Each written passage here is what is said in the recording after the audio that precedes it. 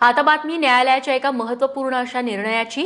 मुंबईतल्या हाजी अली दर्ग्यामध्ये महिलांना प्रवेश दिला जावा असा ऐतिहासिक निकाल मुंबई उच्च न्यायालयानं आज दिलाय। मात्र या निर्णयाला सर्वोच्च न्यायालयात आव्हान देण्यासाठी 6 आठवड्यांचा कालावधी दिला जावा अशी मागणी हाजी अली ट्रस्टच्या वकिलांनी केली।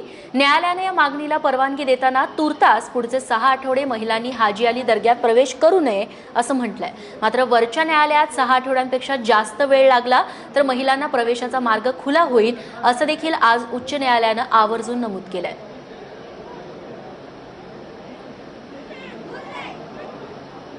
संविधानाच्या आर्टिकल 14, 15 आणि 21च्या विरोधामध्ये ही बंदी होती, म्हणून ही बंदी सेट असाइड करून 4 वर्षापूर्वी जी परिस्थिती होती ती 4 वर्षापूर्वीची परिस्थिती रिस्टोर केलेली आहे।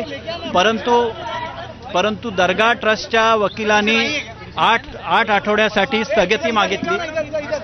त्यांना सुप्रीम कोर्टमध्ये जायचं आहे म्हणून, आणि मी त्याला विरोध केला, पण कोर्टाने 6 आठवड्यासाठी आपल्या निर्णयाला स्थगिती दिलेली आहे।